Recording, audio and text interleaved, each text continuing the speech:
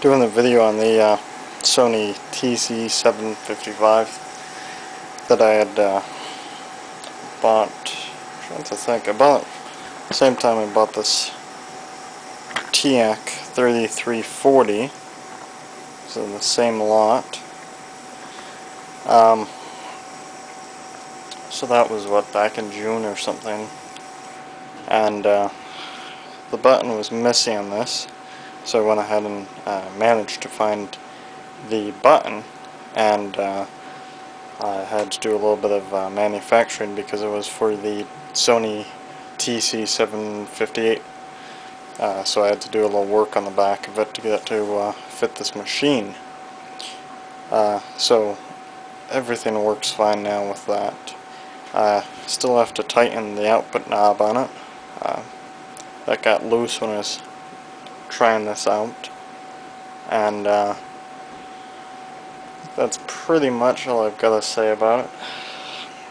Doing a video too with the layout of the studio, because that will be changing pretty soon with the use of the tube mixing console and the tube reel-to-reel recorders and tube amps and everything. Everything will be tube in the studio, so this stuff will be probably torn apart pretty soon.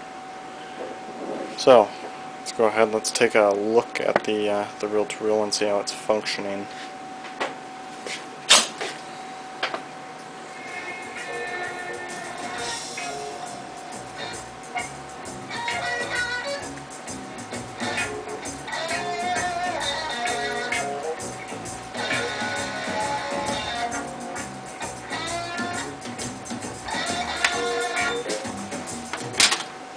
Can't play too much of that's on, but I don't know if you can hear it too well, but it's actually really a good sounding reel-to-reel. I was quite surprised.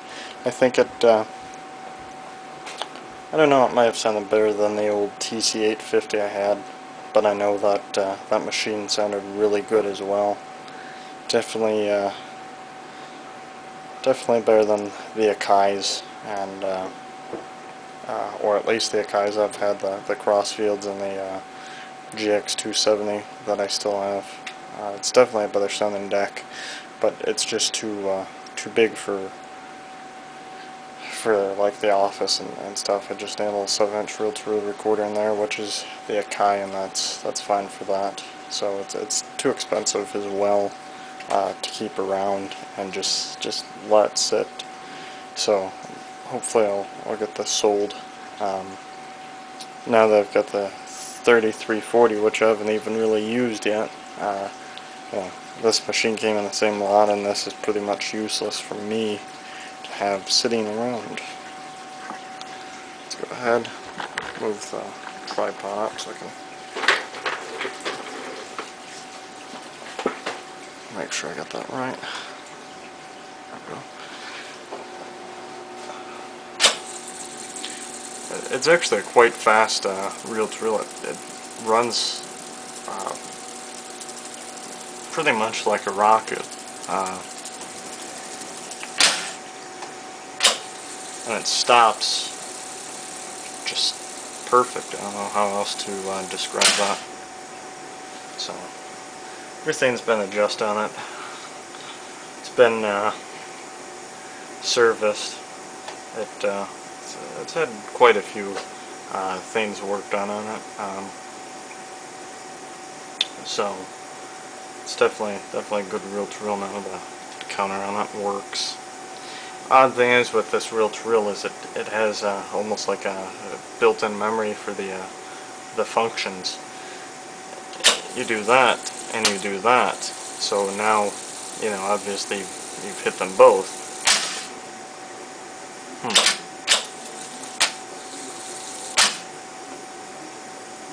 I guess that was just a minor error that was happening earlier.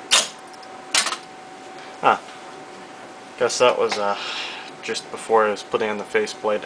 I might have accidentally hit something, but now it's actually not working as I was going to mention. So I guess that's the right way. I guess it was just probably when I was putting in the cover, it hit the thing on the bottom, because earlier it was, you'd do that and you'd hit stop and it would go back and fast forward again.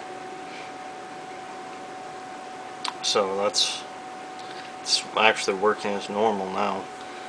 The only thing that's missing or wrong with it is that little badge, which is just basically saying ferrite and ferrite. 2 ferrite hides for it, and it's got the mic attenuator on it, 0 and 50 and 30 dB. Low and high bias, record, timer lock, which means if you hit record that and slide it over, then if you hit play, it'll simply record.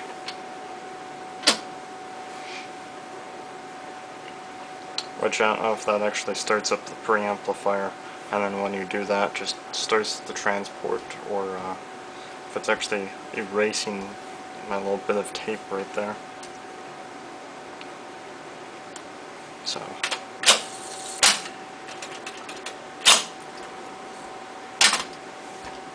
both speeds will work. Headphone jack works, as I had that hooked up earlier running to my amplifier in the other room, actually in the wood shop, and so I think that's everything. It's got the original power cord on it, and I've actually got the original hub adapters, which I'll be selling with it if it goes to buy it now. Hopefully somebody will do a buy it now, as I don't really have any more room for things like hub adapters, since I've got ones for the TIAC, I've got ones for the Ampex, and ones for the other Ampex, so I really don't need all of the hub adapters sitting around. So I'll probably offer the machine something like 300 is buy it now. I know the 850 sold off for 350, so 3 for buy it now, and maybe something like 250 for simply a regular bid on it, which isn't terribly much, as the Sony 200D and the Sony, no, I'm sorry, Akai 200D and the Sony TC377 both sold for about $200, I think it was $210 with nothing included. So that's actually a pretty good price for this, you know, for 50 bucks more, instead of picking up a 7-inch reel-to-reel, 50 bucks more, and you can have yourself a 10.5-inch reel-to-reel, and all the lights and everything that work. The pause works. You can see nothing.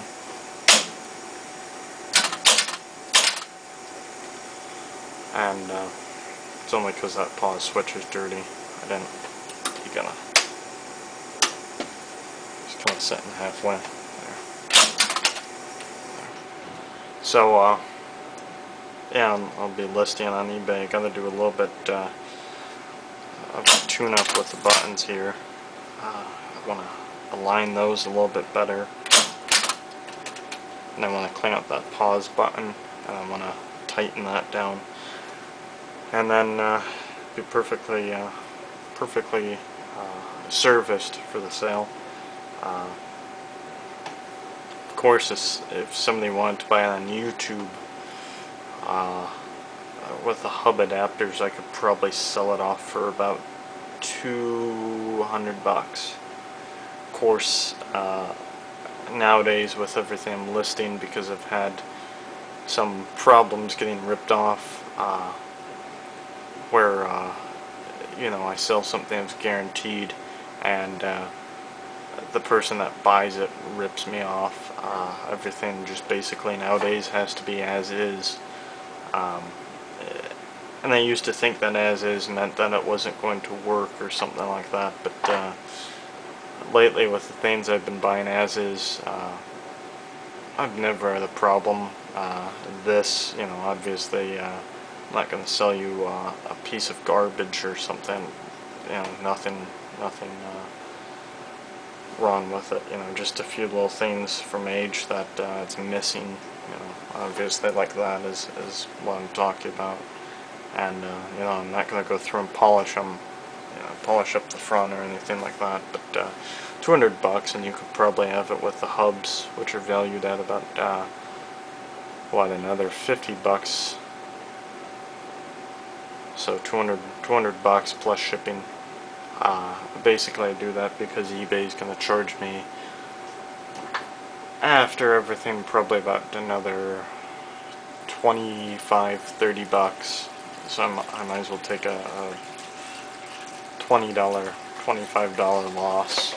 Just go ahead and sell off. You know, if anybody out there wants it, just so I don't have to deal with listing them or anything. So I think that's everything. I've got about 5 more videos coming up. One about eBay with some problems I've had with somebody purchasing something and me getting ripped off. Then I'll have some videos up on the shop. So I think that's everything I want to cover in the video. Thanks for watching.